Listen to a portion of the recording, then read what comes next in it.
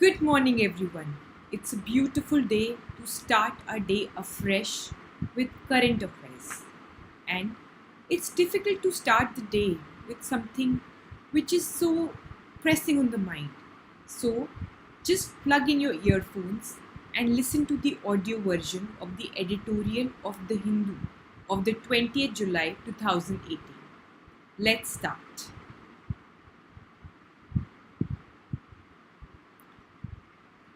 We are starting with the lead article for today, which is entitled A Vote of No Confidence from the Farmers. There is enough evidence to show that the government has failed farmers and agricultural laborers in a big way. As the Lok Sabha debates the vote of no confidence today, representatives of farmers from across the country will be marching outside Parliament under the banner of All India Kisan Sangharsh Coordination Committee, an umbrella body of 201 farmer organizations. Farmers have already passed a vote of no confidence against this government. Far from helping the farmers, this government has actually harmed them in their hour of crisis. This is a strong indictment backed by solid evidence. Here, it is not conclusive to give data on sluggish agricultural growth during this regime. Agricultural production suffered due to consecutive droughts for which it is unfair to blame the government. Nor can we use the data on farmer suicide to make a conclusive argument, as this government has tinkered so much both with definition of the term and data collection on it that the data has been made unusable. Further, in any case, the data on farmer suicide has not been released for 15 months now. 10 arguments. Here are 10 evidence based arguments on why the farmers of India expressed their vote of no confidence against this government. First, this government has failed to act on any of its major election promises in 2014. The Bharatiya Janata Party manifesto promised nothing short of highest priority to agricultural growth, increase in farmers' income, and rural development. The government's own Economic Survey 2018 has already conceded that farmers' real income has remained stagnant, recording a 1.9% growth over 4 years. The concrete promise of higher public investment in agriculture did not materialize. In fact, it has declined in terms of its share of GDP. The new farm insurance scheme, the Pradhan Mantri Fasal Bima Yojana, has consumed thrice as much money as earlier schemes without either increasing the proportion of farmers who benefited from it or giving a fair claim to the farmers. The promise of welfare measures for farmers above 60, small farmers, and farm laborers was forgotten. The National Land Use Policy was never enacted. The Agricultural Produce Market Committee Act was not reformed. We don't even have a promise versus delivery report card yet. The MSP promise, minimum support price.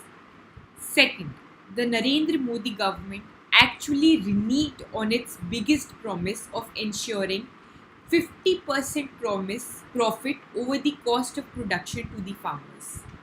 In February 2015, it filed an affidavit in the Supreme Court refusing to implement this promise on the ground that it will distort the agricultural market. As pressure from farmer organizations mounted, the government shifted the goalpost in the 2018 budget by changing the definition of cost of production for the purpose of calculating the minimum support price. Third, not only did the government not fulfill its promise of cost plus 50% of cost plus 50% as MSP, it did not even maintain the routine annual increase in MSP. It began this by stopping the bonus over the MSPs announced by state governments. Over the nearly 5-year period, the percentage increase in MSP by this government has actually been lower than the hike by both the previous governments. Even this government's much publicized recent hike in MSP this year is lower than the year on year increase announced by the United Progressive Alliance in 2008-9. The Modi government's failure to implement the MSP that it announced forced the farmers into distress sale of Kharif and Rabi crops amounting to at least rupees 50,000 crore in 2017-18.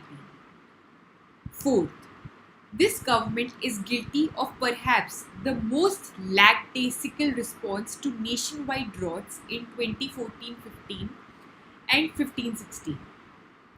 The central government's response was limited to a revision in the eligibility cap for compensation and a routine raise in the compensation amount, but also included cuts in contribution to states from the National Disaster Relief Fund. Despite repeated push from the Supreme Court, the government did not take any proactive steps in terms of either declaration of drought, improvement in ration delivery, or response to drinking water crisis specified in its own manual for drought management. The Supreme Court had to reprimand the central government, choking the MG Narega. Fifth, the Modi government's lack of political will in implementing the Mahatma Gandhi National Rural Employment Guarantee Scheme has hit the rural poor in general and farm laborers in particular. After making a determined but unsuccessful attempt to dismantle the MG Narega, the Modi government has choked this program of adequate and timely funds and reneged on its legal obligation to provide timely wages and compensation for delayed payments. Sixth, from imposing minimum export price on potatoes in 2014 to importing sugar from Pakistan, this government has followed anti-farmer trade policies. Farm exports were systematically discouraged, leading to a decline in agricultural exports from $43 billion on 2013-14 to $33 billion in 2016-17. At the same time, import of lentil, chana, wheat, sugar, and milk powder was allowed that led to a crash in crop prices. Seventh, the Modi government's ill-advised and shoddily implemented policy of demonetization dealt a severe blow to agricultural markets, especially to fruit and vegetable markets, just when the farmers were recovering from the consecutive droughts. A sudden shrinking of cash led to demand contraction and falling prices, whose effects are being felt even now. Eighth, the government's crude attempt to regulate livestock market by imposing ban on livestock movement and its protection to those guilty of lynching the suspected cow smugglers has disrupted livestock economic cycle, leading to loss of income on the one hand and aggravation of the widespread problem of animals destroying crops on the other. Ninth, for the Adivasi farmer, this is surely the most insensitive government. In a series of moves, this government has diluted the Forest Rights Act and various other environmental and forest conservation laws substantially in order to help the transfer of common land and water resources from the Adivasis to industry. And finally, the Modi government made not one but 4 attempts to bring an ordinance so as to nullify the historic Land Acquisition Act of 2013 and take away the few concessions that farmer had won after 120 years.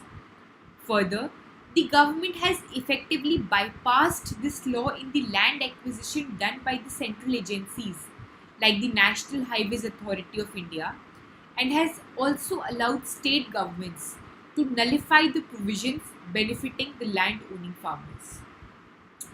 Notwithstanding its recent attempts at damage control, this government has justly acquired the reputation of being the most anti farmer government in the history of independent India. Whatever the fate of the no confidence motion in the Lok Sabha, the Modi government would find it hard to win a vote of confidence brought by the farmers.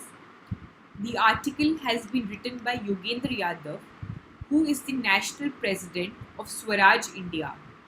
Avik Saha is the national convener of Jai Kisan Andolan. Thank you.